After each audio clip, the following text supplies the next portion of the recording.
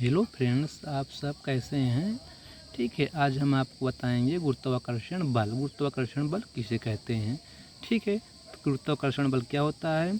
ब्रह्मांड में प्रत्येक द्रव्यमान पिंड दूसरे पिंड को एक बल से आकर्षित करता है, जिसे गुरुत्वाकर्षण बल कहा जाता है।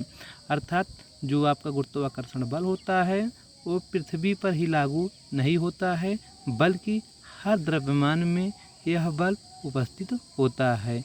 अतः हम क्या बोल सकते हैं कि ब्रह्मांड में प्रत्येक द्रव्यमान पिंड दूसरे पिंड को एक बल से आकर्षित करता है, जिसे गुरुत्वाकर्षण बल कहा जाता है।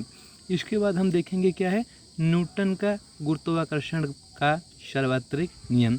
सार्वत्रिक नियम किसे बोलते हैं। जो सार्वत्रिक मतलब जो हर जगह लागू होता है। ठीक है, आइए हम इसको अब डेरिवेशन पर आते हैं। मान लेते हैं कि हमारे पास क्या है, दो द्रव्यमान पिंड उपस्थित हैं। पहला द्रव्यमान पिंड m1 है, दूसरा m2 है। तो हम और इनके बीच की दूरी क्या है, r है। हमने गुरुत्वाकर्षण के परिभाषा से बताया था कि ब्रह्मांड में द्रव्यमान पिंड दूसरे पिंड को एक बल से आकर्षित करता है। अतः m1 पिंड जो है आपका m2 को अपनी ओर एक बल से आकर्षित करेगा और द्रव्यमान m2 दूसरे पिंडों m1 को एक बल से आकर्षित करेगा। ठीक है, तो हम क्या लिख सकते हैं, बल को हम F से दिखाते हैं, या प्रोपोर्शनल m1 इंटू m2। इसका मतलब होता है अगर द्रव्यमान को हम बढ़ाएंगे तो बल का भी मान बढ़ेगा।